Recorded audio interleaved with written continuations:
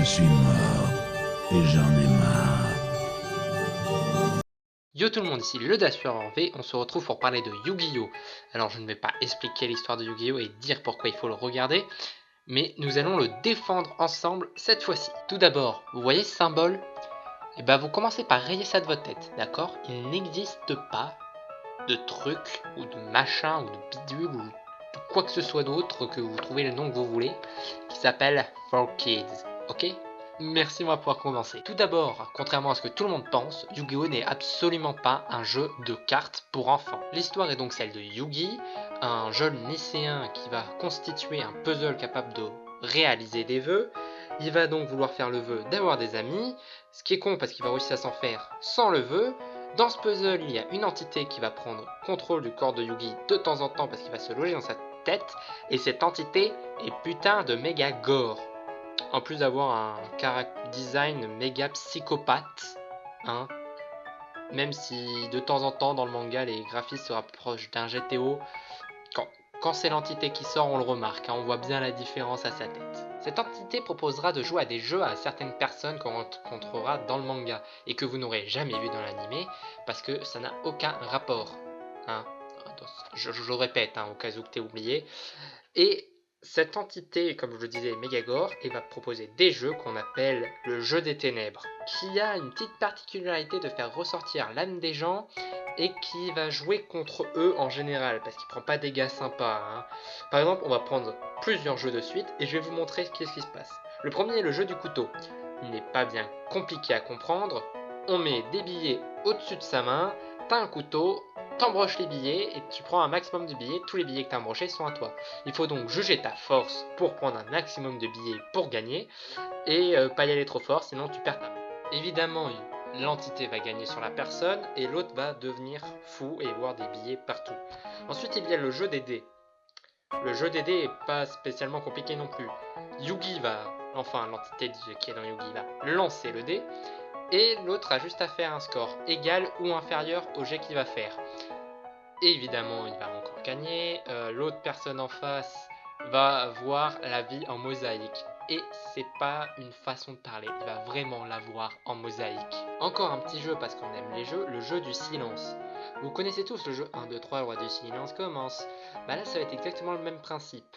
Il va se retrouver avec une autre personne, le but n'est de pas faire de bruit, sinon tu actives un pantin qui danse au moindre bruit. Celui qui active son pantin en premier a perdu. Et je vous laisse deviner ce qui se passe. Et l'autre va juste totalement devenir sourd à cause de la musique qui va se prendre en plein dans la gueule. Ah, et cette entité est quand même bien courageuse, hein, parce que Théa, ou Anzu selon si vous regardez en japonais ou en français, va se faire capturer à l'endroit où elle bosse. Là-bas, l'entité va se réveiller pour la sauver, évidemment, et on va jouer avec de l'alcool. Le but est simple, tu n'as le droit à bouger un seul de tes doigts, et la personne en face prend l'index pour pouvoir appuyer sur la gâchette. Yugi prend un briquet et il dit qu'il va utiliser son pouce. Il pose le briquet sur la main pendant qu'il se sert l'alcool. Et résultat, la personne en face va brûler vif. Oui, c'est sympa, hein. Yu-Gi-Oh! C'est toujours pour les gosses, après tout, pourquoi pas, hein. On peut faire ça, c'est pas grand chose. Pareil, on assiste limite à un début de viol. C'est juste après ce jeu, on va voir Théa, hein, décidément, elle a pas de chance, hein, c'est la poissarde du groupe, on va dire, qui va se faire endormir, puis violer par une technique que vous connaissez, hein, j'ai pas besoin de vous faire un dessin, et on va donc devoir jouer au jeu de la bouteille cette fois. Bon là, le résultat est pas très grave, hein, c'est juste faut pas faire tomber la bouteille et voilà. Et la personne qui perd se fait endormir, donc on va dire que c'est parce que c'est un camarade de classe, hein, et qu'il a rien fait, donc il est pas trop méchant, on va juste l'endormir, hein. Je crois que c'est la punition la moins sévère que vous pourrez voir dans le manga. Vous savez également tous ce qu'est le hockey sur table. Je vous laisse imaginer ce que ça fait une fois que l'entité y joue. On remplace le palais par un bloc de glace avec un explosif au milieu, et on se l'envoie tous les deux dans la gueule de l'un de l'autre. Évidemment, le truc va péter à la gueule de l'autre, et s'il est pas mort, va falloir m'expliquer, hein. Je sais pas comment, hein, mais enfin bref, vous avez compris que les morts sont plutôt bien présents maintenant, je pense. Allez, un dernier petit jeu pour la route parce qu'on aime bien ça, les morts, c'est le jeu de la chaussure et du scorpion. Oui, j'invente les noms en fait de tous les jeux parce que je sais pas du tout comment ils s'appellent, mais on s'en branle. Il y a un scorpion dans une chaussure avec des pièces. Le but du jeu est de récupérer les pièces et d'en ressortir le plus possible. Celui qui en ressort le plus a gagné et peut donner, si on veut, un gage pour l'autre. Mais il faut faire gaffe à pas se faire piquer par le scorpion par risque de mort. Et voilà, la personne est trop gourmande, il met sa main, n'arrive pas à la sortir, a raté le scorpion et se fait buter.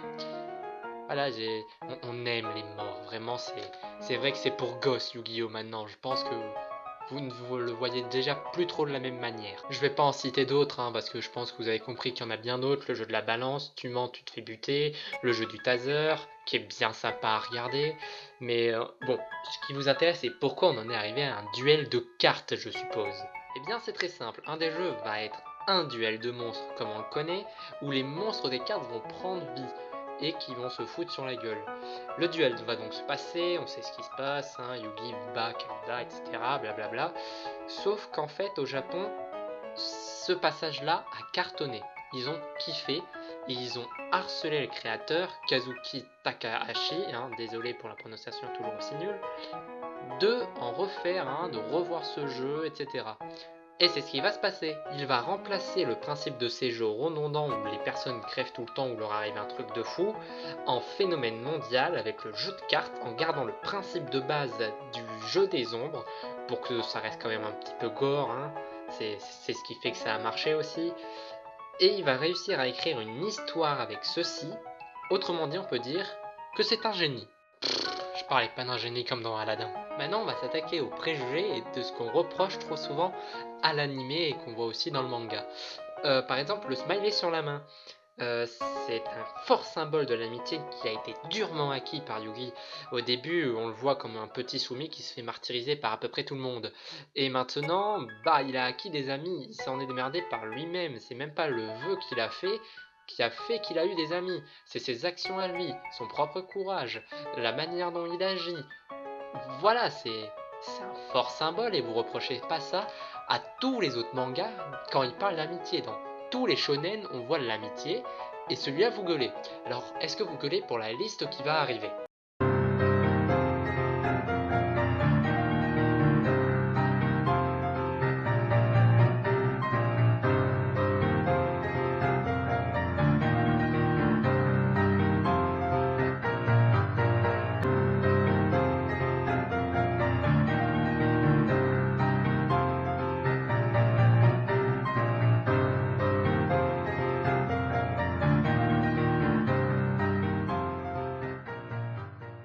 Et me dites pas que vous gueulez pas parce que eux ils dessinent pas de symbole sur la main, hein, parce que des fois il y a des trucs 10 fois plus bêtes. Autre reproche, la coupe de Yugi.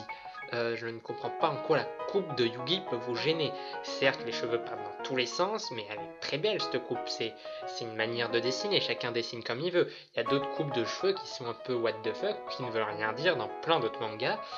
C'est Vous ne verrez pas dans un autre manga des coupes aussi what the fuck qui partent dans tous les sens et ça fait très pharaon en plus avec les couleurs. Je sais pas si vous voyez, mais ça parle beaucoup d'Égypte aussi, hein, on a un fort rapport avec l'Égypte. C'est exactement les mêmes couleurs que vous pourrez retrouver dans un tombeau de pharaon, évidemment, hein. Commencez pas à aller me parler du tombeau de votre grand-mère. Ah, les règles sont trop dures. Tu dois pas être doué dans beaucoup de jeux de stratégie si tu trouves que les règles sont trop dures. Oui, il y a beaucoup de mécaniques, etc. Mais est-ce que tu reproches ça à Hearthstone, par exemple? Oui, le début, ouais, c'est simple, t'invoques des monstres, il y a des magies ou des pièges, etc. Point, quoi, c'est réglé. Mais petit à petit, le jeu aussi s'est complexifié. Dites pas que c'est parce que maintenant il y a des invocations X, Y, Z ou des cartes blanches, violettes, mauves, etc.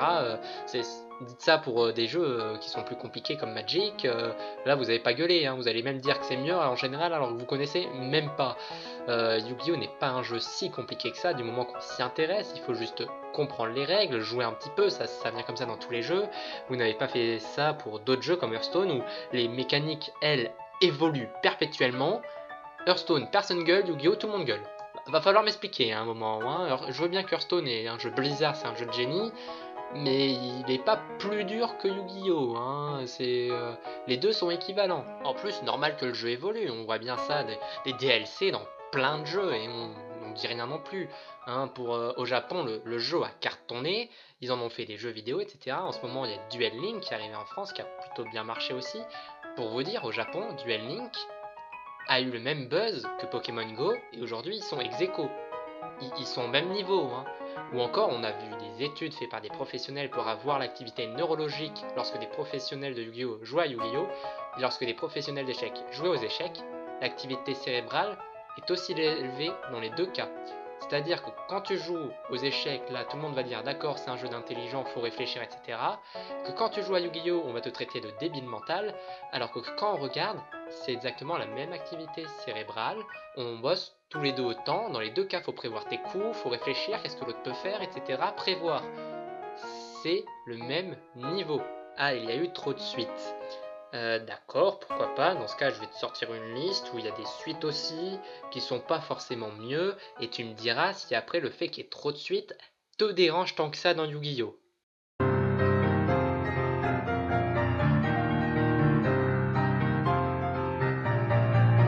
C'est toujours pareil et prévisible.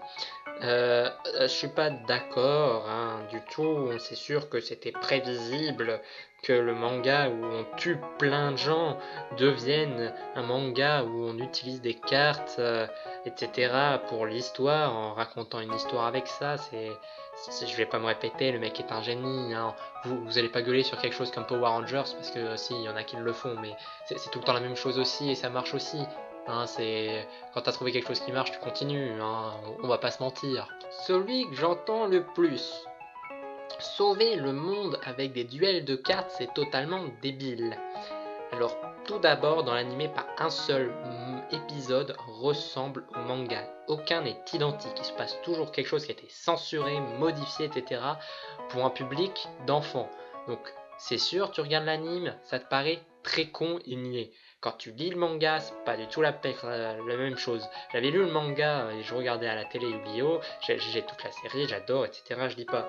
Mais quand j'ai vu ce qu'ils avaient fait du combat de Mai, oh là là, la pauvre Mai contre Marek, elle perd la mémoire à chaque fois qu'elle perd une dose de points de vie. Quel dommage! Non, en fait, en réalité, elle se fait découper en morceaux sur scène. Elle est comme un morceau de viande qu'on mange et qu'on croque.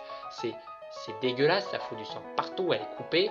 Et même le royaume des ombres, c'est qu'un petit jeu. Oh les pauvres, quand ils perdent contre Marek, ils sont enfermés dans des sabliers dans le royaume des ombres, c'est pas gentil pour eux, hein. Désolé de vous le dire, dans le vrai manga, ils meurent en boucle. Autant on peut faire la reproche à Dragon Ball des fois, ouais, ils peuvent tous crever, c'est pas grave, on les raise avec les boules de cristal. Là, je vous dis, c'est exactement pareil. Hein, ils vont tous crever à un moment. Non, enfin, pas tous, parce que sinon il n'y aurait plus de personnages, mais il y en a plein qui sont déjà morts. Joey est déjà mort, Mai est déjà morte, etc. C'est vraiment, je sais pas si tu vois, mais ils meurent sur scène. Dans les concours, ils meurent. C'est pas du foutage de gueule. C'est pour ça qu'on pense que c'est niais. Dans le manga, on les voit pas crever dans la version animée. Lis la version papier, je te jure, tu verras qu'ils crèvent sur scène, les gens n'ont rien à foutre. Enfin bref, j'espère que tout ce que j'aurais dit depuis le début t'aura quand même posé la question de est-ce que c'est aussi sympa que ça, Yu-Gi-Oh! Est-ce que c'est vraiment pour les gosses? Je pense que t'as compris que non, mais quand même, que t'auras peut-être un peu envie quand même d'aller regarder le format papier pour regarder à quel point c'est psychopathe, regarder les jeux, les doses de sang, etc. Surtout, beaucoup avec la mode des Battle Royale où on fout du sang partout avec plein de gens qui s'entretuent. Tu vas kiffer, hein, tu lis la version papier, tu vas aimer. D'un seul coup, tu vas penser que Yu-Gi-Oh! N'est pas du tout un truc pour gamins. Je te préviens, hein, sois pas choqué parce que tu vois une dose de sang dès le premier tome. Hein, d'accord? Merci. Sur ce, j'espère que tu as aimé la vidéo. N'hésite pas à partager ou commenter ou fais ce que tu veux d'ailleurs, hein, c'est pas moi qui suis ton père. Et moi par contre, j'aimerais bien que tu likes. C'est gentil pour moi, merci. Sur ce, à la prochaine fois pour un autre manga ou une autre vidéo de je sais pas quoi, on verra bien. A plus tout le monde.